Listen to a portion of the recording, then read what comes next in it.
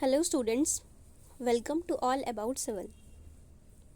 Last video में water pollution के हमने इम्पैक्ट्स डिस्कस किए थे कि क्या जनरल इम्पैक्ट्स या कॉजेज़ हो सकते हैं वाटर पॉल्यूशन के।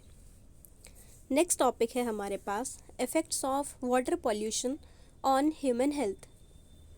बहुत ही इम्पॉर्टेंट टॉपिक है क्योंकि डायरेक्टली ह्यूमन हेल्थ के साथ जुड़ा है कि ह्यूमन की हेल्थ पर इस वाटर पॉल्यूशन के क्या क्या प्रभाव हो सकते हैं और अगर डिसीज़ेज़ हैं तो वो डिसीज़ेज़ को हम कैसे कैटेगराइज कर सकते हैं और क्या क्या डिसीज़ेज़ वाटर पॉल्यूशन कॉज कर सकता है। तो ये सब हम स्टडी करेंगे effects of water pollution on human health. There is a greater association between pollution and health problem. अब जो हेल्थ प्रॉब्लम है और पॉल्यूशन, इन दोनों में कुछ ना कुछ तो लिंक है क्योंकि जहाँ जहाँ पॉल्यूशन होता है वहाँ वहाँ लोगों की हेल्थ पर असर पड़ता है। Disease causing micro organisms are known as pathogens and these pathogens are spreading diseases directly among humans. अब ये जो माइक्रो ऑर्गेनिजम्स डिसीज़ को कॉज करते हैं उन डिसीज़ को हम बोलते हैं पैथोजेंस। जैसे जहाँ भी हम ब्लड टेस्ट कराते हैं या कोई भी टेस्ट कराते हैं तो उसको हम नाम देते हैं ना पैथोलॉजी, कि ये पैथोलॉजी है। तो पैथोलॉजी क्यों है? पैथोलॉजी वो इसलिए है क्योंकि वहाँ पर ऐसे माइक्रो ऑर्गेनिजम्स की टेस्टिंग होती है जो कि डिसीज़ कॉज करते हैं। जनरली जब हम बीमार होते हैं तो डॉक्टर टेस्ट के लिए बोलता है कि आप अपना ब्लड टेस्ट कराइएगा, तो ब्लड टेस्ट कराते हैं हम पैथोलॉजी में। पैथोलॉजी से याद रखना, जो भी डिसीज़ कॉजिंग माइक्रो ऑर्गेनिजम्स हैं, बहुत सारे माइक्रो ऑर्गेनिजम्स हैं, उनमें से जो किसी को डिसीज़ कॉज कराते हैं, डिसीज़ का कारण है, उसे हम बोलते हैं पैथोजेंस। तो ये पैथोजेंस स्प्रेड करते हैं डिसीज़ को ह्यूमंस के बीच में, ह्यूमन टू ह्यूमन। अब कोई इंसान बीमार है तो उसका ब्लड किसी मच्छर ने काटा, तो वो मच्छर, क्या हम माइक्रो ऑर्गेनिजम्स की बात कर रहे हैं यहाँ पर, तो अगर जैसे कोरोना की बात कर लेते हैं, कोरोना में सबको मास्क लगाने के लिए बोला गया है। क्यों? क्योंकि इसमें ट्रांसमिशन ह्यूमन टू ह्यूमन है, यानी कि ह्यूमन से ह्यूमन तक फैल सकता है सांस के थ्रू। अब सांस के थ्रू कैसे जा रहा है? माइक्रो ऑर्गेनिजम्स के थ्रू। सपोज हमने सांस ली और सांस छोड़ी, तो जो हमारी एयर निकली है नाक से सांस के थ्रू, अब वो एयर आसपास के एरिया में फैल गई। अब जो दूसरा बंदा है, अगर उसने मास्क नहीं लगाया है तो वो एयर, यानी कि वो माइक्रो ऑर्गेनिजम्स जो कि डिसीज़ कोज कर रहे हैं, तो वो पैथोजेंस दूसरे की बॉडी के अंदर चले जाएंगे। और अगर एक बीमार है तो उससे दूसरा भी इंसान बीमार हो जाएगा पैथोजेंस के थ्रू। तो ये पैथोजेंस एक से दूसरे को बीमार कर देते हैं, human to human disease cause करते हैं। Some pathogens are world wide, some are found in well defined area. अब कुछ पैथोजेंस वर्ल्ड वाइड है, यानी कि वो हर जगह पर प्रेजेंट है, और कुछ है जो कि पर्टिकुलर एरिया में है। जैसे कुछ डिसीज़ है तो फॉरेन कंट्रीज़ में होती है, हमारे यहाँ नहीं होती। या फिर कुछ ऐसी डिसीज़ जो कि सिर्फ एशिया वाले रीजन में, हमारे कॉन्टिनेंट में हो सकती हैं, बाहर नहीं होती। तो कुछ डिसीज़ेस ऐसी हैं तो उनको हम बोलते हैं वेल डिफाइंड एरिया, जो पर्टिकुलर एरिया के अंदर होती है, वो वेल डिफाइंड एरिया। और जहाँ पर पैथोजेंस कहीं भी जा सकते हैं, जैसे कोरोना कहीं भी देश, किसी भी देश में चला गया जहाँ जहाँ ट्रांसमिशन हुआ, तो ऐसे पैथोजन वर्ल्ड वाइड होते हैं। Many water borne diseases are spreading man to man.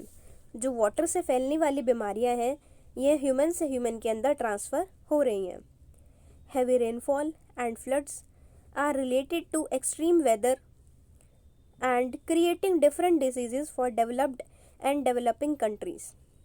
अब जो ये बहुत ज़्यादा हैवी रेनफॉल है या फिर फ्लड्स आ रहे हैं, और जो भी एक्सट्रीम वेदर है, यानी कि बहुत ज़्यादा वेदरी कंडीशंस एक्सट्रीम वाली, एंड ये जो डिसीजेस कंडीशन क्रिएट कर रही हैं। अब जैसे फ्लड आ गया तो वाटर पॉल्यूशन तो हुआ ही, अब साथ में यहाँ जब डिसीज़ फैलेंगी, क्योंकि सेम वाटर है सबके लिए, तो पूरे के पूरे एरिया में डिसीज़ फैलना स्टार्ट हो जाएंगी।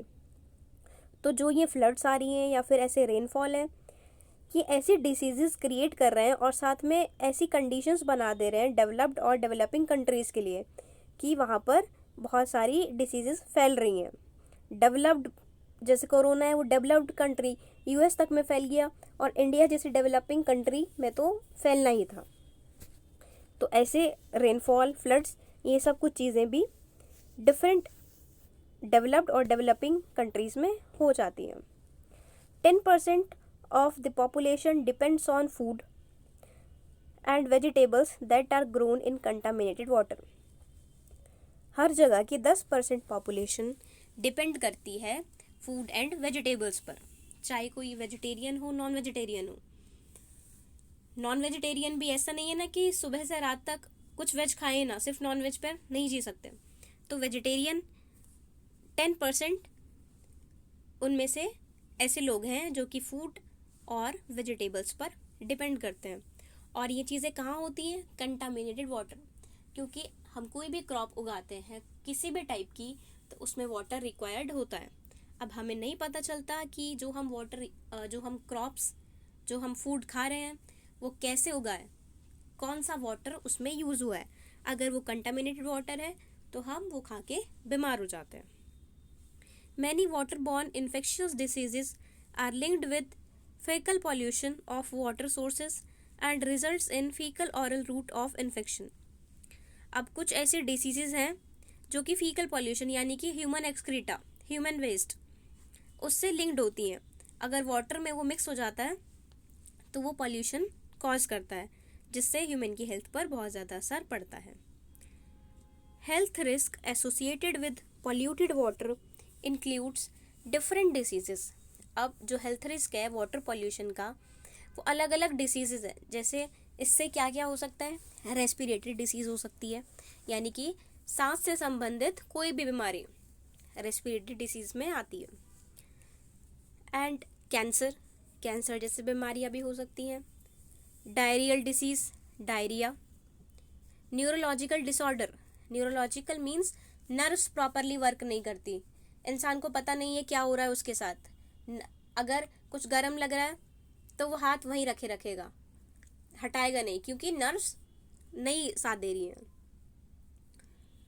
तो health risk polluted associated with polluted water includes different diseases such as respiratory, cancer, diarrheal, neurological disorder and cardiovascular. Cardiovascular means heart or veins related. अब हार्ट पेशेंट्स को कुछ भी ऐसा हो तो बोला जाता है कि आप सावधान रहें। और इस टाइप की बीमारियां, हार्ट जैसी डिसीजेस भी वाटर पॉल्यूशन से हो सकती हैं। Cardiovascular diseases. Nitrogenous chemicals are responsible for cancer and blue baby syndrome. अब नाइट्रोजन केमिकल अगर मिक्स हो जाता है किसी भी वाटर में तो वो कैंसर और ब्लू बेबी सिंड्रोम बन जाता है। ब्लू बेबी सिंड्रोम एक डिसीज़ है जब हमारी बॉडी में नाइट्रोजन के कंपाउंड एक्सेस अमाउंट में हो जाते हैं तो छोटे बच्चे का शरीर ब्लू हो जाता है, तो उससे उसकी डेथ भी हो जाती है अगर कंट्रोल ना किया जाए। इस डिसीज़ का नाम है ब्लू बेबी सिंड्रोम और ये होता कैसे है? वाटर पॉल्यूशन के कारण। तो कैंसर और ब्लू बेबी सिंड्रोम जैसे डिसीजेस नाइट्रोजनस केमिकल से हो सकती हैं। Mortality rate due to cancer is higher in rural areas than urban areas because urban inhabitants use treated water for drinking while rural people don't have facility of treated water and use unprocessed water. अब देखो mortality rate होता है कि कितने लोगों की death हो रही है एक पर्टिकुलर अमाउंट से, कि 1000 में से कितने लोग मर गए। तो ये मोर्टेलिटी रेट होता है कि किस एज में मर रहे हैं और कितने लोग मर गए। तो जो डेथ रेट है कैंसर की वजह से, अगर हमने ये नोट किया तो हमने फाइंड किया कि जो गांव वाले एरियाज़ हैं वहाँ मोर्टेलिटी रेट हाई है, यानी कि ज़्यादा लोगों की डेथ हुई है एज़ कम्पेयर टू शहर वाले एरिया। अब ऐसा क्यों हुआ? क्योंकि गांव में प्रॉपरली लोग पानी को प्योर नहीं करते, अनप्रोसेस्ड वाटर यूज़ करते हैं और कंज्यूम कर लेते हैं, जिससे कि उन्हें बीमारियां हो जाती हैं। और जबकि शहर में लोगों के पास ट्रीटेड वाटर की फैसिलिटी है, तो वाटर एक तो पहले से प्योर लेते हैं, और अगर प्योर ना हो तो जितने भी वाटर प्योरीफायर्स हैं वो यूज़ करके वाटर को प्योर करके पीते हैं, प्रोसेस करके पीते हैं।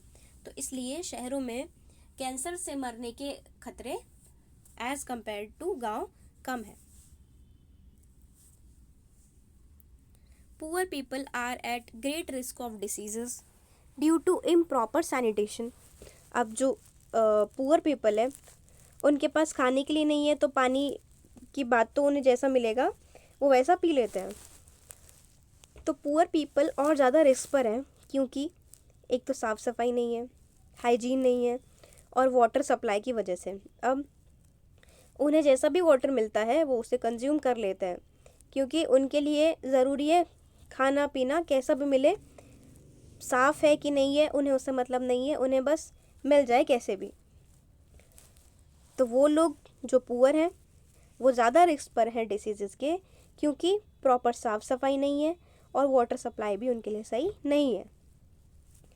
Contaminated water has large negative effects in those women who are exposed to chemicals during pregnancy। अब अगर कोई विमेन प्रेग्नेंट है और साथ में वो कंटामिनेटेड वाटर का यूज़ कर रही है, तो इससे बहुत ज़्यादा इफ़ेक्ट पड़ सकता है लेडी की हेल्थ पर भी, और साथ ही साथ होने वाले बच्चे की हेल्थ पर भी। It leads to the increase rate of low birth weight as a result of foetal health is affected. अब इससे क्या होता है, बच्चे का जो वेट होता है बर्थ के टाइम पर वो काफ़ी कम होता है, यानी कि बच्चा कमज़ोर होता है। As a result of foetal health is affected, इसके कारण बच्चे की हेल्थ इफ़ेक्ट होती है। अब देखो कितने सारे हमने सीरियस डिसीज़ पढ़ ली वाटर पॉल्यूशन की वजह से। Blue baby syndrome, cancer, pregnant कोई लेडी है तो उसकी हेल्थ और उसके बच्चे की हेल्थ, साथ में neurological disorder, diarrhoeal, respiratory, cardiovascular, कितनी सारी डिसीजेस कारण सिर्फ एक है, वाटर पॉल्यूशन। तो वाटर पॉल्यूशन हमें इंडिविजुअल लेवल पर भी कंट्रोल करना चाहिए। जहाँ तक हो, कोई भी अगर आपके पास वेस्ट है तो आप उसे इधर उधर ना डालें, पॉकेट में रखें, और जब आपको डस्टबिन दिखे तो आप डस्टबिन में उसको डंप करें। आगे कंटिन्यू करते हैं। Poor quality water destroys the crop production. अब जो बेकार क्वालिटी का पानी होता है वो क्रॉप की प्रोडक्शन को इफेक्ट करता है, उसको क्रॉप को ख़राब कर देता है। And infects are food which is hazardous for aquatic life and human life. और जब ये पुअर क्वालिटी का यूज़ किसी फार्मिंग में यूज़ होता है तो वहाँ की क्रॉप भी ख़राब हो जाती है, और क्रॉप तो ख़राब होती है, एक्वेटिक लाइफ भी ख़राब हो जाती है, और साथ में जब हम उस क्रॉप को खाते हैं, कंज्यूम करते हैं, तो हमारी हेल्थ पर भी उससे असर पड़ता है। Pollutants disturb the food chain. Last lecture में हमने ये देखा था कि पॉल्यूटेंट से पूरी फूड चेन भी डिस्टर्ब हो जाती है। And heavy metals specially iron affects the respiratory system of fishes.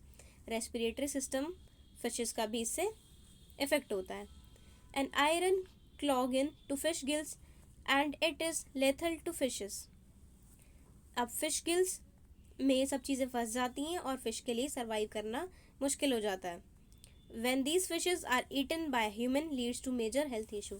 अगर वो फिश बच भी जाती है और ह्यूमंस उसको कंज्यूम कर लेते हैं तो अब ह्यूमन के लिए बचना मुश्किल हो जाता है और काफ़ी हेल्थ इशू आ जाते हैं। Metal contaminated water leads to hair loss.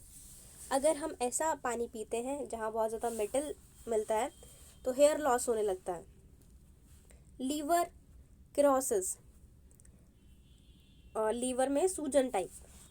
Renal failure, renal means kidney failure हो सकता है।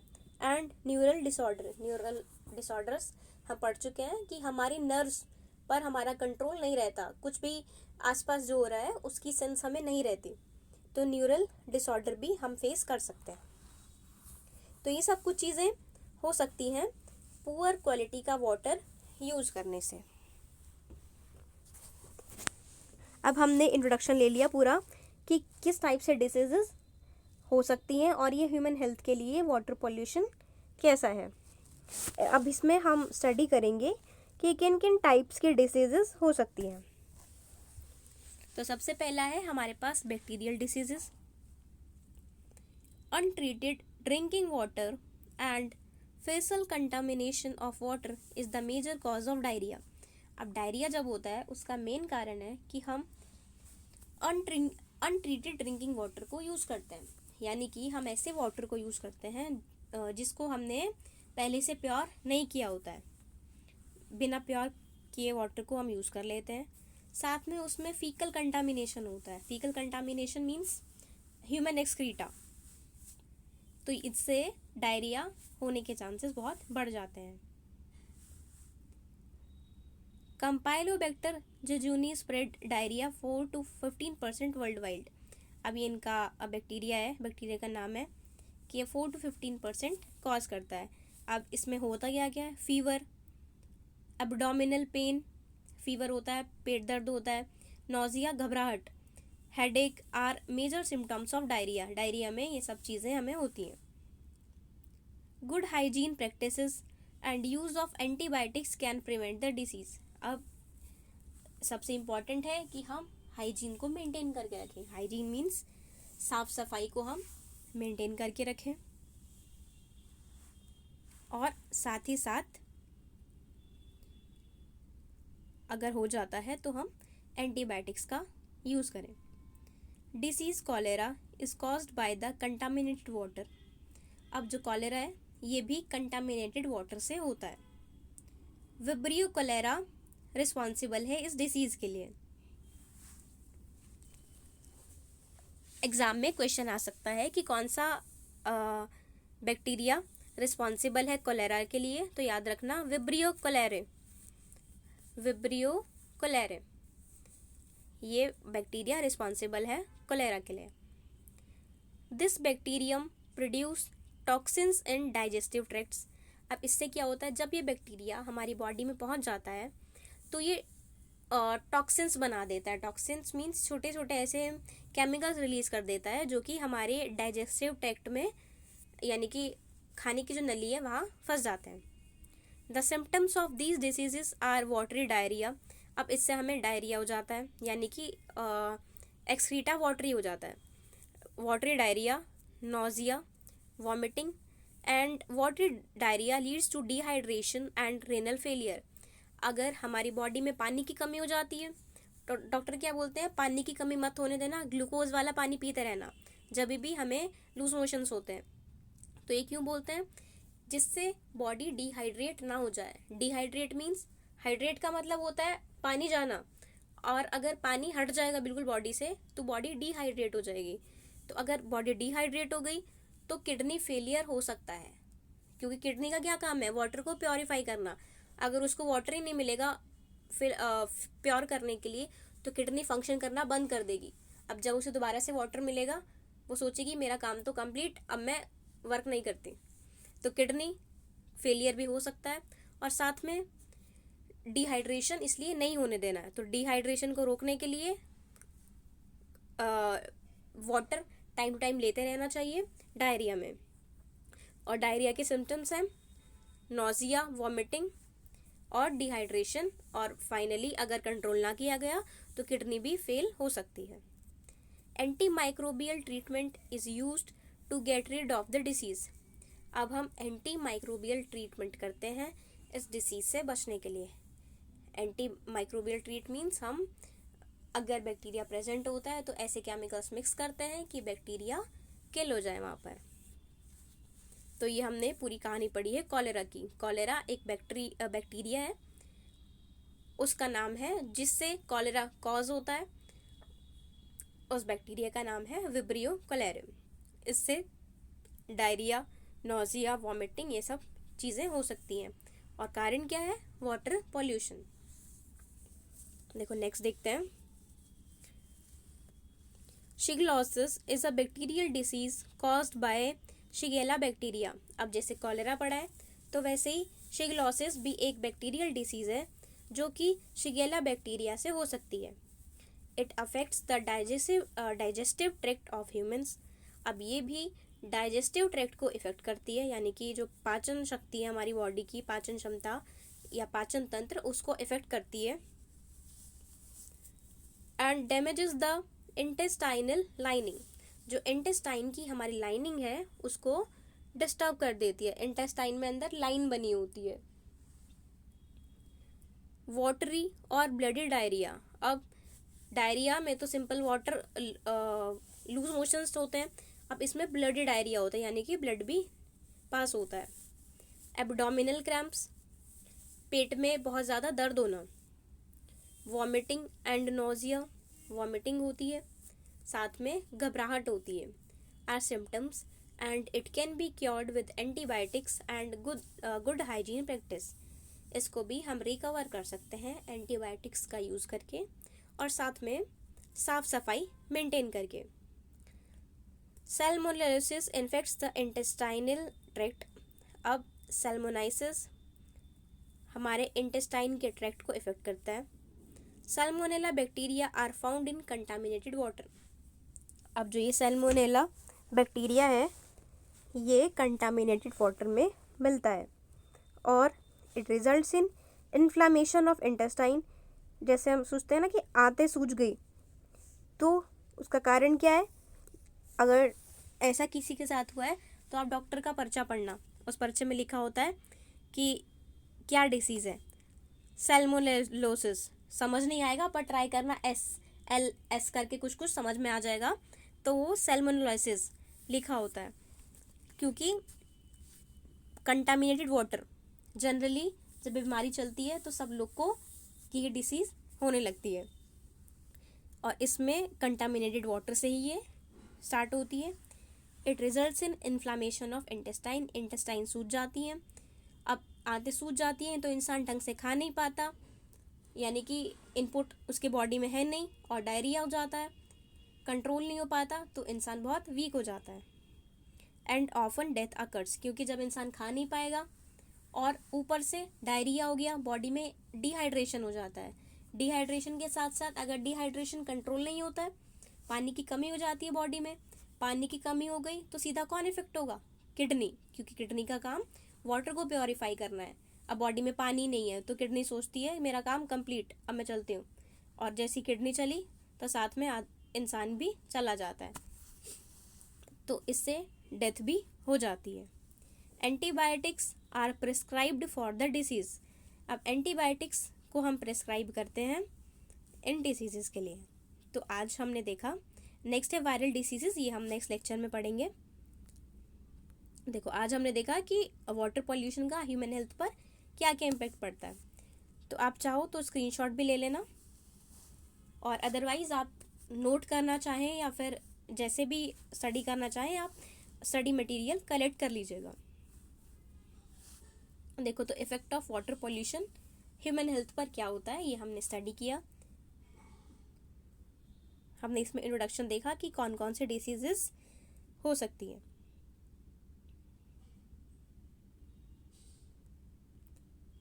और डिटेल में हमने आज डिस्कस किया है बैक्टीरियल डिसीजेस, जिसमें हमने कोलेरा के बारे में पढ़ा है। कोलेरा होता है विब्रियो कोलेरे से। सेकंड शिगलोसिस, शिगेला बैक्टीरिया से। फिर हमने देखा सैल्मोनेला, ये होता है सैल्मोनेला बैक्टीरिया से होता है सैल्मोनेलोसिस। सेम चीज़ें सब में होती हैं, डिहाइड्रेट हो जाती है बॉडी, डायरिया, नोजिया, वॉमिटिंग, ये सब इसके सिम्टम्स हैं। और बॉडी में अगर ये चीज़ें कंटिन्यू रही तो बॉडी में डिहाइड्रेशन हो जाती है, पानी की कमी, और डिहाइड्रेशन होने के बाद किडनी फेल हो जाती है, और किडनी फेल होने के बाद इंसान भी फेल, इंसान की लाइफ भी एंड हो जाती है वहाँ पर। तो बैक्टीरियल डिसीज़ हमने कंप्लीट कर लिया है। नेक्स्ट वीडियो में हम स्टार्ट करेंगे वायरल डिसीजेस। पूरा कंटेंट मैंने हिंदी में बताया आपको, आई होप कि कोई दिक्कत नहीं आई हो। अब जो डिसीज़ का नाम है वो तो इंग्लिश में ही है, कोलेरा को इंग्लिश में हम कोलेरा ही बोलेंगे और हिंदी में भी कोलेरा ही बोलेंगे, तो उस चीज़ का हिंदी वर्जन पॉसिबल नहीं है। बाकी सब चीज़ों का मैंने आपको हिंदी में भी डिटेल बता दिया है। आई होप कोई दिक्कत ना आई हो। Thank you.